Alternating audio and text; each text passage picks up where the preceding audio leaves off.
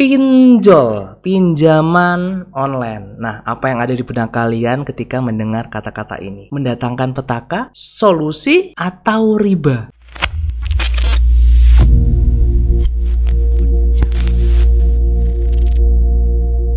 Hello good people, balik lagi sama aku Ganjar ya kayak Pepper Clouds. Nah, akhir-akhir ini kita sering mendengar kata-kata ini teman-teman, pinjol atau pinjaman online. Nah, pinjaman online ini memang meresahkan cuy. Tapi kenapa ya? Pertanyaannya itu kenapa masih banyak orang yang tetap melakukan pinjol ini teman-teman? Padahal nih ya, aku yakin banyak dari mereka itu tahu lebih banyak mudorotnya daripada daripada baiknya gitu ketika pinjam online atau pinjol. Tapi kok masih ada aja? Why?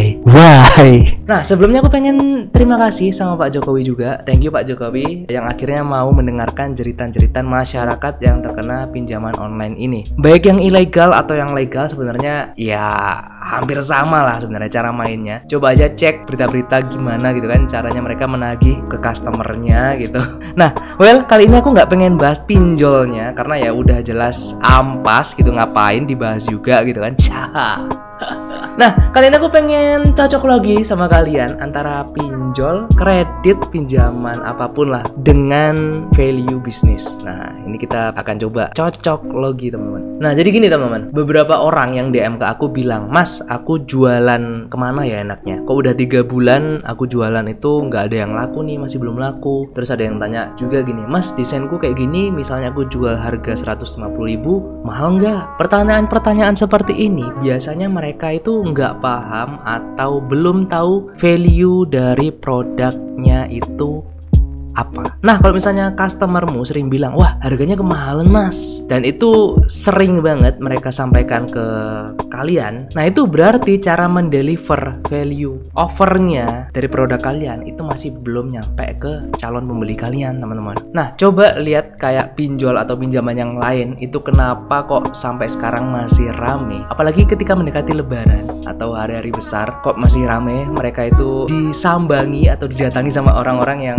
butuh duit gitu. Ya, jawabannya gampangnya gini, karena orang-orang itu masih banyak yang menjadi pemuja gengsi teman-teman. Akhirnya mau berapapun bunganya nanti yang bakalan dikasih, ya pokoknya dipikir belakangan, yang penting aku dapat cash, dapat duit sekarang gitu untuk beli barang yang menurut mereka akan menaikkan status sosial mereka. Padahal mereka itu sebenarnya kalau misalnya aku lihat ya, itu sebenarnya mereka tahu resiko dari pinjam-pinjam kayak gini teman-teman. Tapi ya daripada pulkam ketika hari raya itu mereka malu gitu kan, dikira nggak sukses di kota atau seperti apa, bla bla bla. Ya udah, terpaksa akhirnya melakukan tetap pinjam gitu. Masih nggak paham tentang analogi ini atau tentang cocoklogi ini? Oke, kita geser coba ke brand lokal.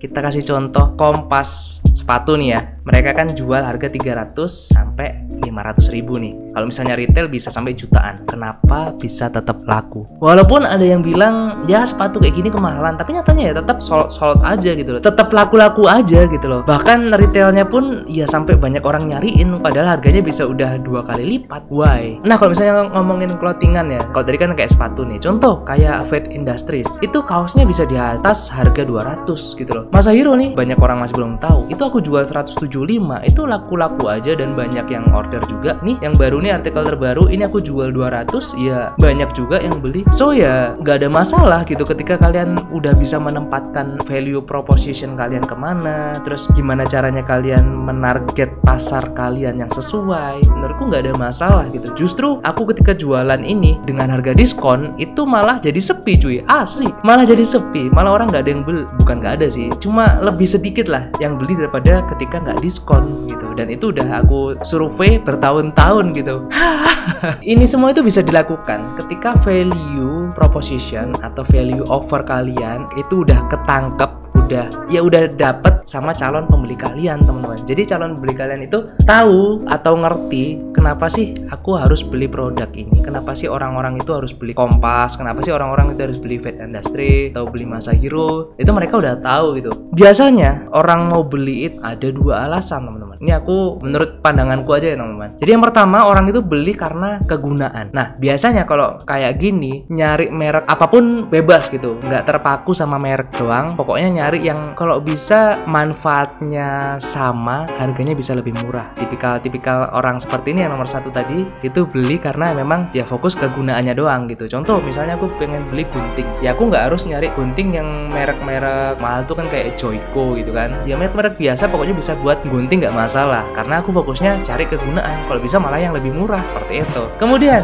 yang kedua tuh orang beli karena gengsi atau pride. Nah biasanya mereka itu fanatik dengan branded gitu kan. Jadi kalau misalnya ada orang yang ya mungkin kayak cari-cari mungkin kayak kaos gitu, kalau misalnya nggak merek-merek Supreme atau Bib, itu orangnya kayak kurang pede gitu kan. Jadi emang status strata sosialnya tinggi banget, jadi akhirnya ya udah harus beli brand-brand branded tersebut. Ya walaupun kegunaannya mungkin sebenarnya nggak terlalu beda jauh sama kaos-kaos yang lain atau mungkin outfit yang lain, tapi ya mereka fokusnya sama gengsi atau sama pride-nya mereka. Nah sampai di sini paham ya teman-teman. Jadi kenapa kok ada brand-brand yang mereka jual mahal, ya tetap laku aja. Nah kita coba cocok logika sama kayak pinjaman online.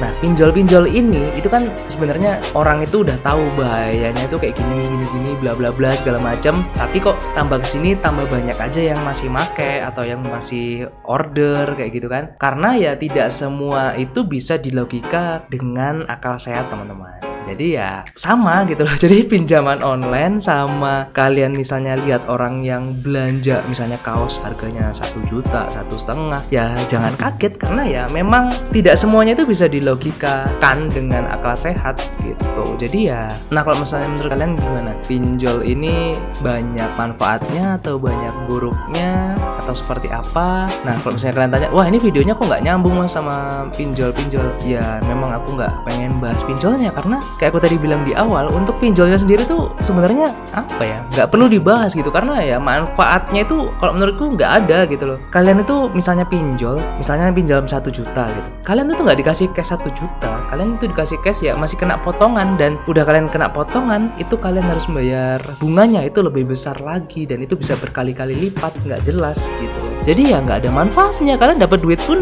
misalnya kalian minjem 1 juta nggak kasih 1 juta gitu, ngapain? Oke lah, mungkin itu aja teman-teman. Ini ya omongan cocokologian nggak jelas lah pokoknya. Kalau misalnya ada manfaatnya ya silahkan diambil, kalau misalnya nggak ada ya udah di skip aja, nggak masalah. So mungkin itu aja teman-teman untuk video kali ini. Thank you guys for watching. Jangan lupa untuk like, share, comment, and subscribe. Stay safe, stay strong, never give up, never cloud out.